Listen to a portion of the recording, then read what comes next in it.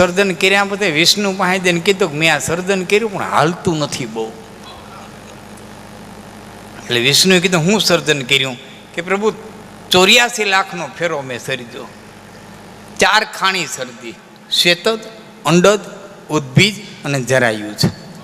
ભાગવતમાં બહુ મોટું છે એટલે ટૂંકમાં તમને કહું, શ્વેતજ જ્યાં સૂર્યનારાયણનું કિરણ ન પહોંચે અને પરસેવાથી જીવ ઉત્પન્ન થાય એવા 21 લાખ પ્રકારના જીવ ધરતીમાંથી આવે. માથામાં ટોળા પડે તો ભલે, મગમાં મટકા પડે તો ભલે, ઘઉંમાં ધનેડા પડે તો ભલે, સૂર્યનારાયણનું કિરણ ન પહોંચે જેવા જીવ ઉત્પન્ન થાય એવા 21 લાખ પ્રકારના આવે, એને શ્વેતજ કહેવાય.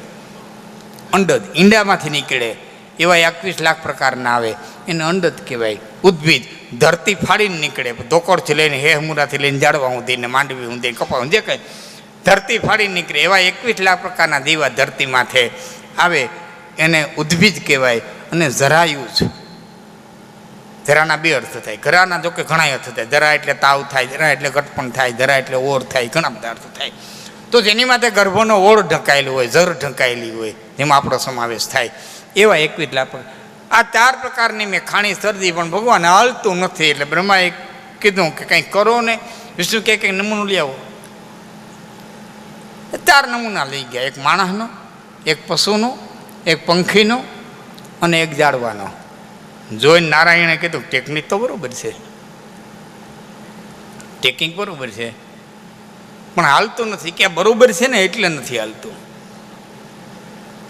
ઘણીક વખત અતિ સુંદરતા નકામી. સુંદરતા માપે હોય ત્યાં સુધી, અતિ સુંદરતા હોય ને કૃત્રિમતા લાગે. ખરેખર હું મારા એક મિત્રને એટલા બધા દાંત સ્પષ્ટ, પંક્તિવાળા, ચોખા, અને ચોખા એટલે એકદમ વ્હાઈટ. ખરેખર મેં એને પૂછ્યું હતું કે તમારી 32 છે?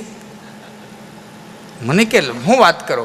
મેં કીધું તમારા દાંત મને અતિ સુંદર દેખાણા. એટલે ઘણી વખત છે ને અતિ સુંદરતા છે ને એ ભગવાન કે આમાંથી એક કામ કરો, એક નટબોલ ઓછો કરી નાખો, તમે હુઈ જાઓ તો હાલ છીએ. એટલે બ્રહ્માએ પાના પકડનો ઘા કર્યો. મોટા એન્જિનિયર તમે છો, તમને ઓછું જે લાગે એ ઓછું કરો. નહોતો એક જણો મોટરસાઇકલ હમું કરાવવા ગયો હતો. ગેરેજ દ્વારા મોટરસાઇકલ હમું કરતો હતો ને, મોટરસાઇકલ વાળાને કે ઓલું દહાની પાનું દેતો, એટલે 12આનીનો ઘા કર્યો. દહાની હાલે 12આની, પણ કામ સારું થવું જોઈએ. તારા બાપ કે દહાની ભલે 12આની કામ સારું થાય. એને એમ કે મોટું હોય છે કામ સારું થતું. મજા દેવ કે એમ હેનરી ફોર્ડ, જેને મોટરનું સંશોધન કર્યું ને, પહેલી મોટર જગતમાં કોઈ બનાવી તો હેનરી ફોર્ડે. એ હેનરી ફોર્ડ પોતાની ગાડી લઈને નીકળ્યા ને, એમાં ગાડી ખોટકાઈ ગઈ. ખૂબ કાંઈશ કરી હાલીને, એમાં ગાડા ખેડું નીકળ્યો. એટલે કીધું ભાઈ મારી ગાડીની પાછળ બાંધી લે. એટલે બાંધી લીધી. નજીકમાં ગામ હતું, ત્યાં સિટી હતું, ત્યાં લઈ ગયા ગેરેજ વાળાની ગાડી. એટલે હેનરી ફોર્ડ એને $10 $10 દેવા માંડ્યા. એટલે કીધું ભાઈ મારે જોતા નથી, મેં તો ખાલી સેવા કરી. કે ભાઈ ના તો મુંજામાં હું હેનરી ફોર્ડ, આ મોટરનું સંશોધન મેં કર્યું. એ કે તમે જી હોવી, પણ મને એટલી ખબર પડે કે હેનરી ફોર્ડ છે ને આવા ઠોઠા લઈને ન નીકળે.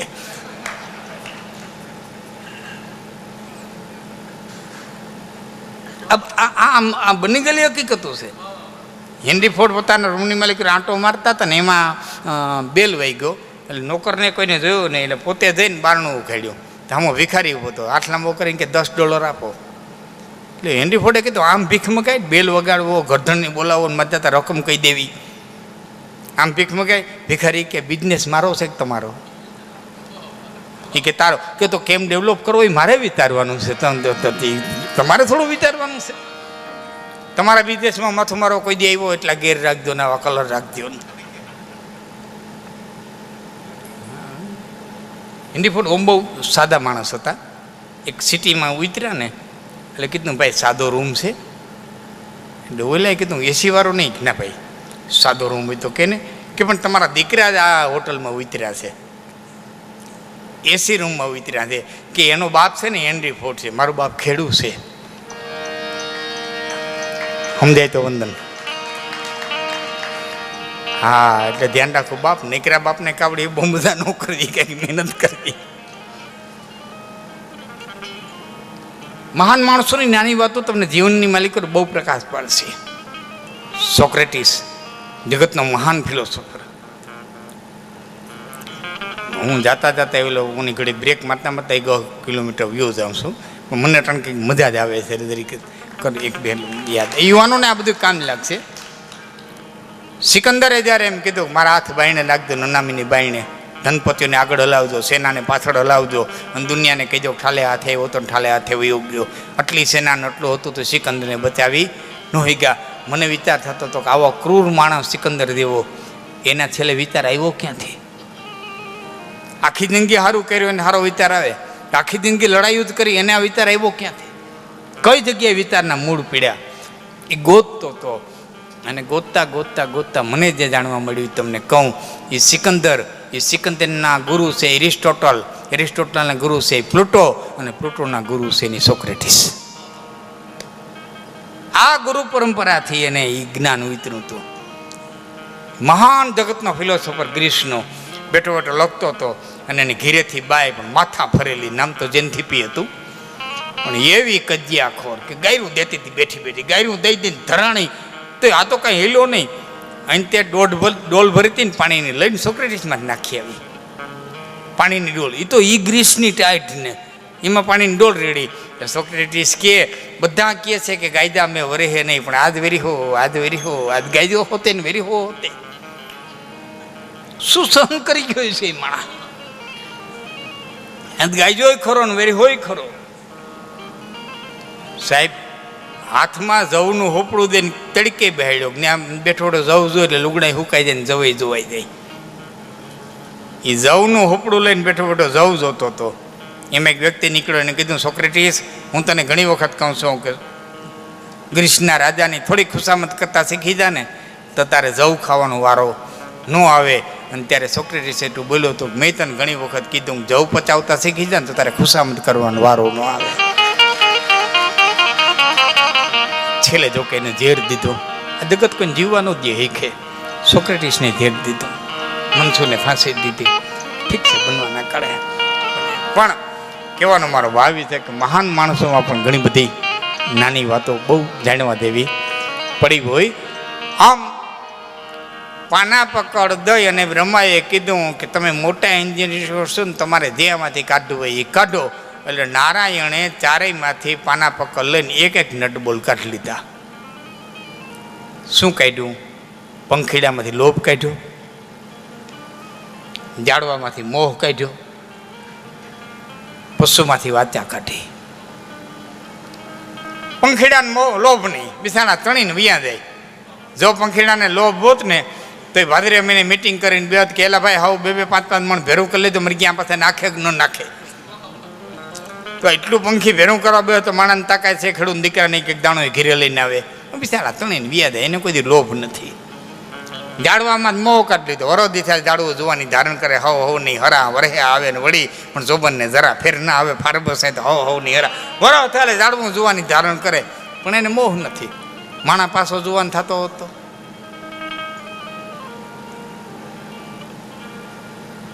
પણ એ જાડવાને મોહ નથી. જોવાની દર વર્ષે જોવાની ધારણ કરે, એમાં જ મોહ કાઢી લીધો. પશુમાં જ વાતા કાઢી લીધી. બળદ ભૂખો હોય કે ધરાયેલો હોય, જોડો એટલે બિસાડો તરત હાલતો થઈ જાય. નકર એ ગરધણીને કેત કે રાતે મહેમાન આવ્યા હતા ને મોટી કરવા બેસી ગયો તો નીંદ નાખવાનું ભૂલી ગયો.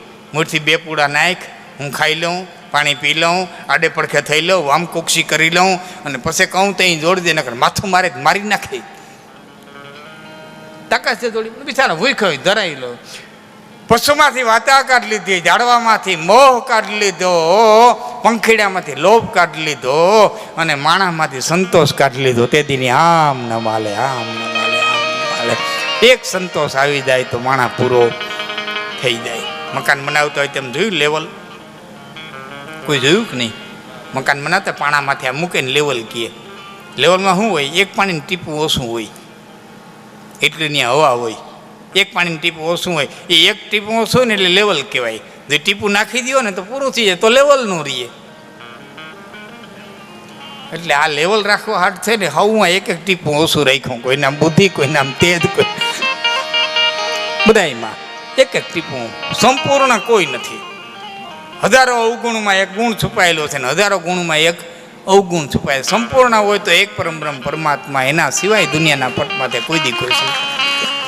એક ઈશ્વર, એક નાથ, એક અદબ કારીગર, એવો કારીગર કે સમસ્ત જગતને જે રમાડે રાખે છે. હવે છેલ્લી વાત કરી દો, મને લાંબી ફરમાઈ ન કરતા, પછી હું છેલ્લી એવું રમાડે છે કે બત્રીપુત્રાના ખેલવાળાને જેણે જોયા છે, દહે આંગરીએ બત્રીપુત્રા રમાડતો, એમાં રાજા આવે, રાણી આવે, ડગડગીયું આવે, હા દડો ઉલારવા વાળી જોયા ને બત્રીપુત્રા, દડો ઉલારવા વાળી આવે, રાજા આવે, રાણી આવે, ડગડગીયું આવે, એમાં નોકર આવે, એમાં વળી એક બીજો રાજા આવે લાકડાની ઝીણકી તલવારને, એ બે રાજાનું યુદ્ધ થાય, એ એક રાજા જીતે, એક રાજા હારે.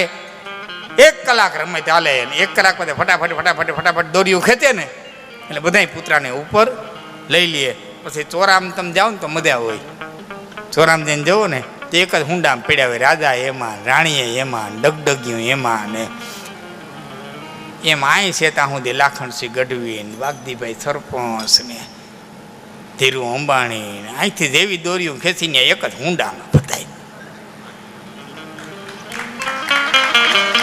મોટો જાદુગર છે, થોડાક હુંડા દાદા રાખ્યા છે, નરકના ને હરગના એવા કર્મ પ્રમાણેના. કર્મથી વિશેષ કાંઈ છે નહીં.